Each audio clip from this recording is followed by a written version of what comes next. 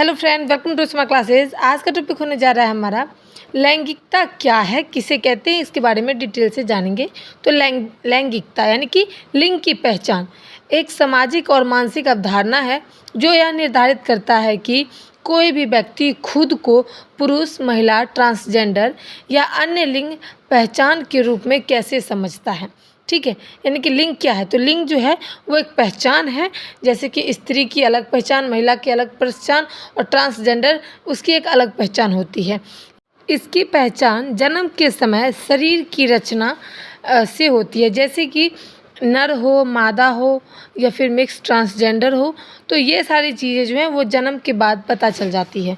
लैंगिकता के मुख्य पहलू कौन कौन से? जैविक लिंग यानी कि जन्म के समय निर्धारित, जैसे कि पुरुष मेल और महिला फीमेल, और इंटरसेक्स यानी कि 3 होते हैं। लैंगिक पहचान के लिए व्यक्ति स्वयं को किस लिंग से पहचानता है, जैसे पुरुष, महिला, ट्रांसजेंडर या फिर नॉन बाइनरी, ये सब की एक अलग पहचान है। सामाजिक तौर पर भी अलग पहचान है और शारीरिक तौर पर भी एक अलग पहचान है। शारीरिक तौर पर एक महिला की एक अलग होती है प्राइवेट पार्ट, एक पुरुष का अलग होता है प्राइवेट पार्ट, और जो ट्रांसजेंडर हैं उनके भी अपने अलग जो है वो पार्ट होते हैं शरीर के। तो ये चीज़ें हैं। अब देखेंगे लैंगिक अभिव्यक्ति, इसमें क्या होता है, व्यक्ति अपने कपड़े, बोलचाल, हाव भाव के आदि के माध्यम से भी खुद को प्रस्तुत करते हैं। यानी कि कोई भी व्यक्ति अगर जैसे ट्रांसजेंडर है तो वो अपने हाव भाव से आपको बताता है कि वो ट्रांसजेंडर है। उसके एक अलग हाव भाव है, उनके एक अलग चाल है, बोल है, तो वो अपने आप को उस तरीके से बताते हैं। जैसे एक लड़का है तो उसके एक अलग पहनावा ओढ़ावा है, तो वो उस तरीके से अपने आप को प्रस्तुत करता है। और एक लड़की है तो वो भी फ्रॉक, साड़ी, कई सारी ऐसी चीज़ें हैं उसके साथ वो अपने आप को प्रस्तुत करता है। उसके बाद है यौन अभिव्यक्ति या फिर अभिरुचि। यौन अभिरुचि में क्या होता है कि व्यक्ति किसी लिंग के प्रति आकर्षक महसूस करता है, जैसे विषम लिंग यानी कि उल्टा। अगर एक लड़का है तो एक लड़की के प्रति आकर्षक होता है, और एक लड़की है तो वो लड़का के प्रति आकर्षक होता है। कई लड़का लड़का के प्रति भी आकर्षक होता है, ये भी आजकल एक चला हुआ है। तो समलैंगिक या उभय लैंगिक के तौर पर भी अभिरुचि उत्पन्न होती है। 5 नंबर है भारतीय संदर्भ में लैंगिकता। भारत में अब धीरे धीरे थर्ड जेंडर यानी कि तीसरे लिंग को कानूनी मान्यता दी गई है। यानी कि ट्रांसजेंडर को भी कानूनी मान्यता दी गई है। वो भी स्कूल, कॉलेज, जितने भी चीज़ हैं वहाँ पर वो भी अपना एडमिशन वगैरह करवा सकते हैं।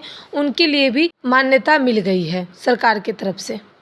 6 नंबर देखेंगे लैंगिकता और समाज, यानी कि यहाँ 6 होगा, 3 लिखा गया, आप देख लेंगे। समाज ने लिंग आधारित भूमिका तय कर दी है, जैसे कि लड़के मजबूत होते हैं और लड़कियाँ नाजुक होती है।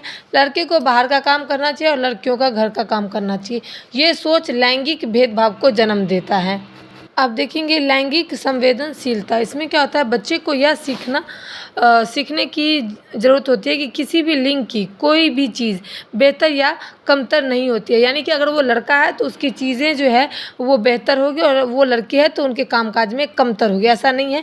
उनके लिंग जो है वो समान है, वो सामान्य कार्य करने की क्षमता रखते हैं। ट्रांसजेंडर बच्चे को भी अपना तत्व या सम्मान मिलना चाहिए, यानी कि ट्रांसजेंडर को भी, उसके भी बच्चे को सम्मान मिलना चाहिए, समानाधिकार जो है वो मिलना चाहिए और देना भी चाहिए। अब हम निष्कर्ष देखेंगे, लैंगिकता केवल जैविक पहचान नहीं बल्कि यह एक मानसिक, सामाजिक, सांस्कृतिक पहचान भी है।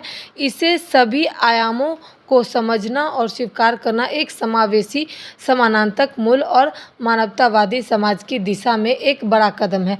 यानी कि लैंगिक जो है वो लैंगिकता क्या है, तो लैंगिक एक सिर्फ जैविक पहचान नहीं है, यानी कि एक शारीरिक पहचान ही नहीं है, बल्कि हमारी मानसिक, सामाजिक, सांस्कृतिक आयामों को समझने का, स्वीकार करने का जरिया है। उसे ही हम लैंगिकता कहेंगे। उम्मीद करती हूँ मैंने लैंगिक के बारे में एक एक टॉपिक को क्लियर करा है, एक एक लाइन को क्लियर करा है। वीडियो पसंद आए तो अपने दोस्तों के साथ शेयर करें, सपोर्ट करें। Thanks for watching my video.